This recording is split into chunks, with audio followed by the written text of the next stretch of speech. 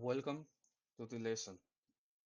Today we'll be talking about Sarbanes Oxley Act and the reason it was passed. Okay, so let me start with what the Sarbanes Oxley Act is.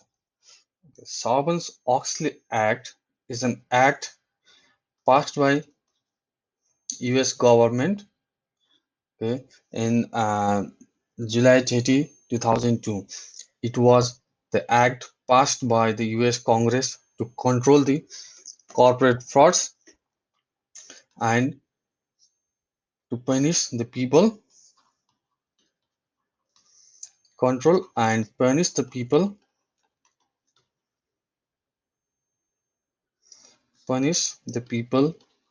involved in it.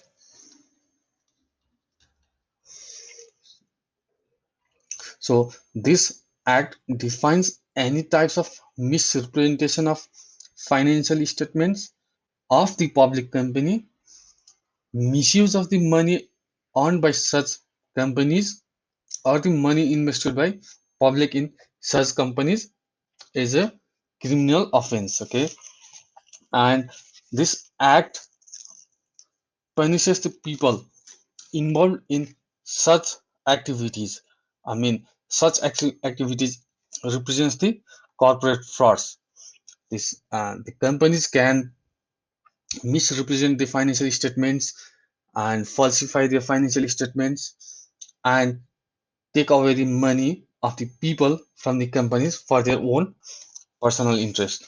So this act defines all the activities of misrepresenting and falsifying the financial statements of the public companies for the benefit of the people or the benefit of the executives of the company is a criminal offense, and this act also makes the way to punish the people involved in such activities.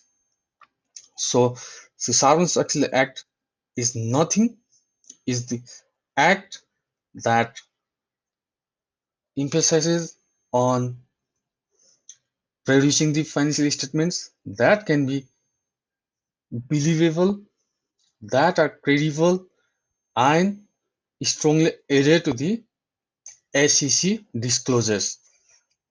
Now, we'll talk about why it was passed. Okay. In the early 21st century, many giant publicly traded companies were involved in high profile corporate frauds. The executives of the companies like Enron, WorldCom, and Tyco International were involved in corporate frauds where they falsified and misrepresented the financial statements of the company and stole the millions of dollars from the company account and used that for their own personal benefit. Okay, so in this regard, there was a need of a law that could control these kinds of activities, and as a result of that, the Sarbanes-Oxley Act was passed. Okay, and basically it aims to protect the investors from the fraudulent financial reporting by the companies and safeguard the money of the investors. Though this act was basically intended for the public companies, many of its provision applies to the private and other companies as well. So let me discuss the reasons for the enactment of this act in the bullet forms. Okay, so Sarbanes-Oxley Act was enacted for uh, two main reasons. The very first reason was to improve the reliability of the public companies with properly and correctly reported financial statements.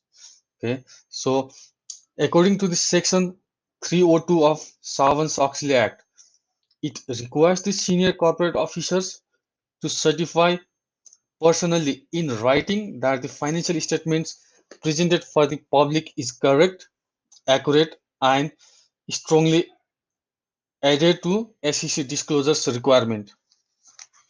If any of the financial statements presented are proved to be incorrect or are proved to be falsified, then the officers or the executives who certifies such financial statement would be subjected to criminal charges and penalties.